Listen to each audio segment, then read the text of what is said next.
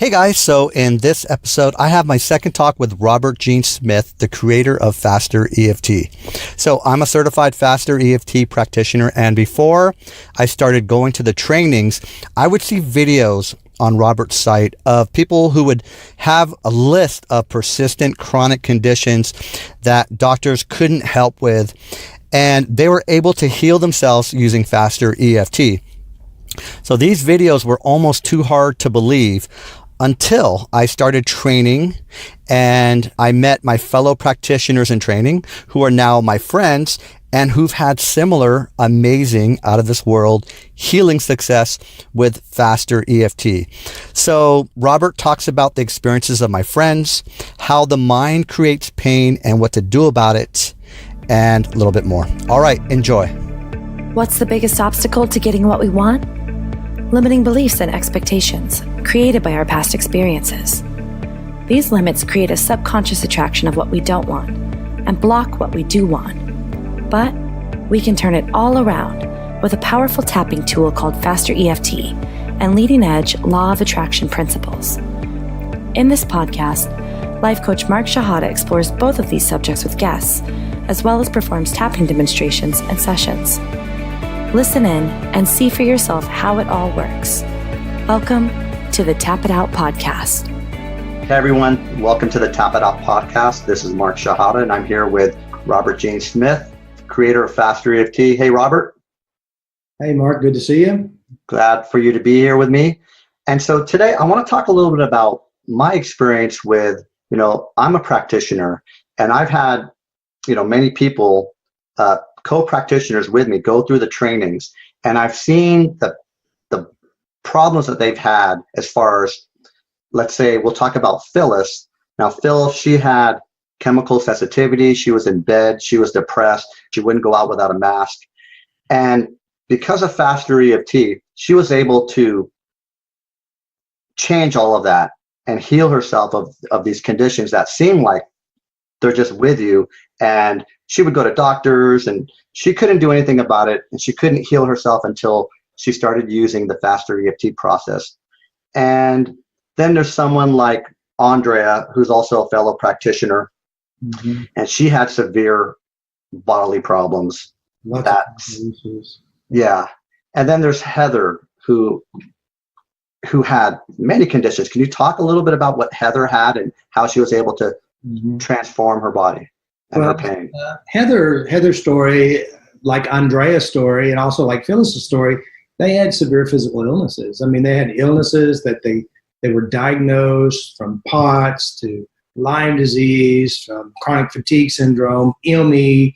I mean, the list goes on. One of them were 140 pills a day trying to deal with their daily pain.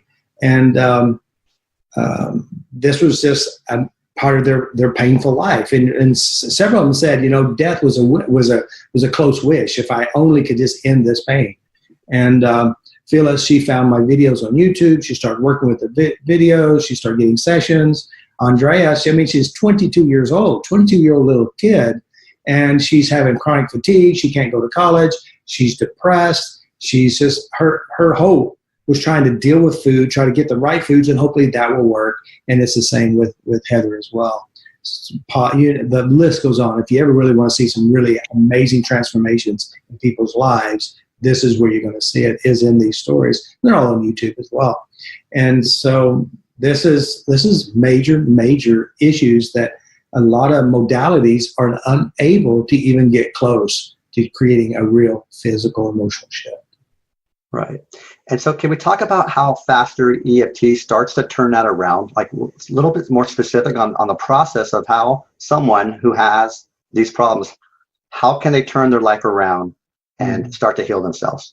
Well, let's kind of look at the idea of why we're sick first. Why is somebody severely ill? All right, so the model of thinking is how the mind works. The mind is a recording machine. It picks up belief systems, value systems, emotional experiences, and what the brain will do is it'll capture it and organize it. It'll organize it in the mind and the body. The mind will make it real in the body. What I've noticed when I work with people with severe physical, emotional issues and illnesses, It's driven by the unconscious, the brain, which what it does, how we work is like, Mark, somebody comes to you and hits you over the head with a banana, and you felt embarrassed and it hurt. And then from that point forward, you may not like bananas. Or the banana hurt me? And the banana really hurt. Okay. Boom. And then you're embarrassed and humiliated in front of everybody. So now you have this total anger towards bananas. Okay. Not only that, but you also start walking in a way that you're paranoid that someone else is going to hit you from behind again. With bananas. Yeah. It captures this memory, and it starts making the body gear up, prepare itself for another hit. All right. Now, what we've done in our life, and the number one coping skill in the world when we're dealing with pain, physical pain, emotional pain, is when it happens, we hold the memory, because we hold the memory so that it won't happen again, and we keep it handy. And that means the brain will take this experience and it'll hold it in itself. Now, the brain, the mind, and the body are one. They work as one.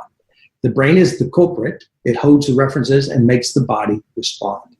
So if you have experiences and you don't know how to dissipate the emotions and dissipate how you captured it, the brain will hold it in the body.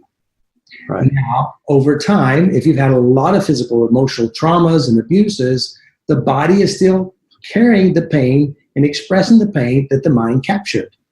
Now, the body, you have to understand too, the body is a servant to the mind. It's not the culprit. It's just the follower of the mind. And when we go in and we have someone with severe physical illness, we talk about, say, for example, Heather McKean. Now, she came up, I pulled her up, I worked with 45 minutes. We went from a 0 to 10. Her pain was a 9, I think, or 7, 8, 9.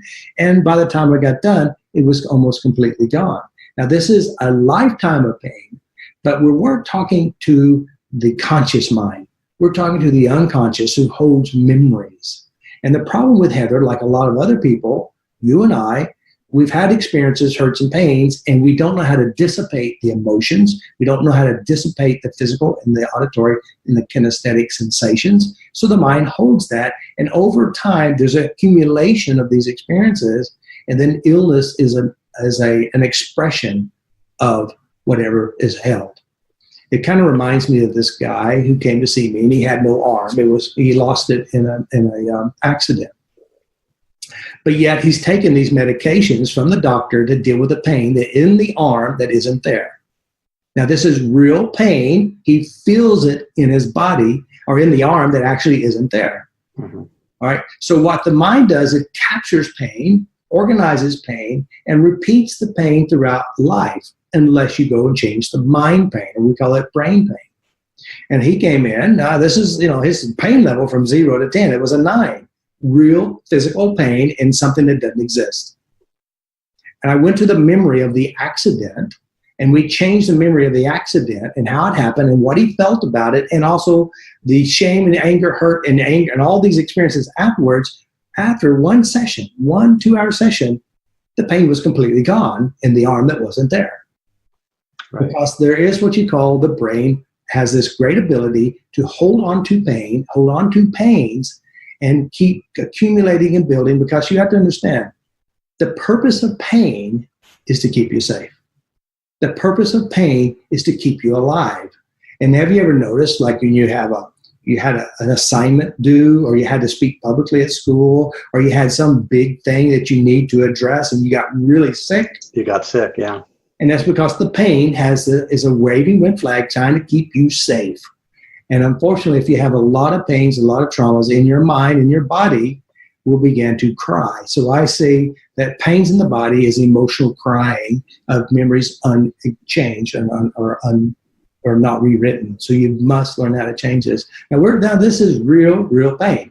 Chemically, it is produced in the mind. You do feel it.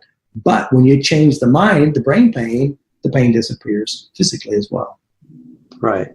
So let's say I have a fear of public speaking, and I let's say I was 12 years old and I spoke up in class, and the teacher made fun of me and humiliated me. Mm-hmm. And I look around, I see all my classmates laughing at me. Mm-hmm. And so are you saying that there's a coping mechanism that kicks in that wants to protect me from ever speaking up again? Because if I speak up again, I'm going to be humiliated. Exactly. And there's lots of ways that I will be, I could protect myself from that. And pain is one of them. Pain is one way. Maybe I'll get sick and I'll have something that will keep me from speaking up. But there's also other ways that, depending on how I do it, there's other ways that I can keep myself safe from speaking up in public. And pain is just one of them. Is that correct? Yeah, pain, panic attacks, fears, phobias, traumas. I mean, yeah, again, you have to understand that the brain's purpose of pain is for survival. Right. It's trying to keep you alive. It's trying to keep you safe. It's trying to keep you in alignment with whatever it is that you're holding and the belief structure that's behind it. Knowing how to dismantle the programming in the mind is the real art in which I teach, how to go in and rewrite your brain. You know, the neuroplasticity of the mind is a really amazing skill, but knowing how to do it and once you change the brain pain, the brain trauma, the brain hurt, or whatever it is that you hold, as you do that, there's oftentimes what you call a ripple effect. That means you'll see changes in other areas you didn't even address because how the brain stored these memories, they were linked together somehow. So the weird thing is, like a woman, I was in Ireland and I was, I don't remember what kind of seminar it was, and she's asking a question about something, and I handed her the microphone and she asked her question. I got the microphone back and it was soaking wet. And I said, "Do you have public speaking fear?" She said, "Oh yes, I do." And the weird thing is, you know what she does for a living? She's a radio personality on the radio. But as I started looking at this, and I pulled her up front, and I started started asking questions to get the strategy of how her brain created the fear of public speaking, which the bizarre thing is, had nothing to do with speaking at all. It had to do with an experience that she was at her grandmother's house, and she was out playing and with some boys, and she came home, and the grandmother and mother suspected foul play, so she had her remove her clothes and inspected her parts of her body. Now here it is, the feeling of being inspected, evaluated, and it created a fear of public speaking. It had nothing to do with public speaking, just being the center of attention. And so the bizarreness of the mind has this ability to capture and to express in weird ways. Right. And knowing how to go in and adjust those is the real beauty in the art of personal change. Okay. So anyone out there who's experiencing pain, what can they do to learn more about FasterEFT and learn more about your teachings on how to heal that pain? I think the most important thing, is I have FasterEFT.com. I have a 7-day free course. Take a free course, get an understanding of how your mind works. My personal opinion is invest in the level 1 online course, which is you can change yourself. And it shows you how your mind works. It gives you exercises, walk you through, practice the skills, learn how to change your own mind. Physical pain is an interesting, I'd call it an interesting animal. It's an interesting process that our brain is trying to keep us safe.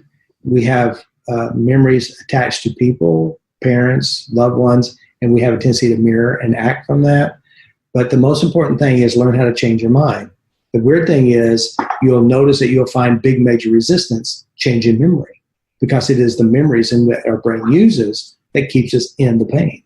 And it's also trying to keep us safe based on the memories it holds. So you can change your body, you can change your health, you can change your relationships by merely learning how to change yourself. And practitioners in FasterEFT, we're also trained to be able to deal with that resistance. Like if a client has resistance, we know how to work around that and yes, okay. Yeah, well, see, the nice thing is, of course, you're a practitioner. What we do in our eutaptics training is we teach you the structure of problems, how problems are created. We show you how to go in and rewrite the story inside your mind. We show you how to get your unconscious strategy and how your brain is creating the pain or the emotional, physical issue.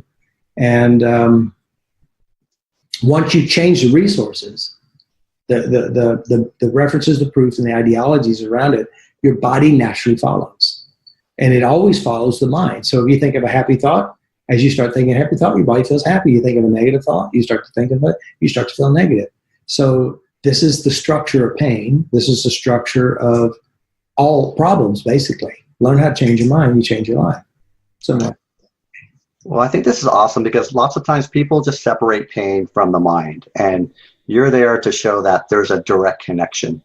and how the body responds to what we hold inside. So I think it's so helpful for anyone who wants to, who have maybe chronic illnesses or chronic conditions in their body that they can work on. So it's FasterEFT.com.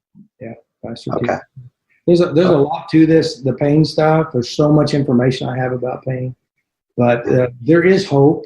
There's big hope, and not only that, your life, like several of the people who shared their personal transformation from pain to no pain, they're actually living a life they never ever had before, way beyond they've ever had before they were sick, and that's because they have real personal power. So, if I were to say anything to your friends or my friends or people watching this video, learn how to like you, learn how to love you, learn how to be kind within you, because it's what you do inside yourself you're going to do to other people. It's what you do inside yourself that hurts yourself or blesses you. So learn how to be nice within yourself. And as you do that, your world gets better. Okay, I love it. Well, thank you so much, Robert. It's great to be with you. Thank you. Thank you, Mark. I enjoyed this. All right. Peace. Peace. Thanks for joining us on the Tap It Out podcast with Mark Shihadeh. We hope you enjoyed it. Catch you next time.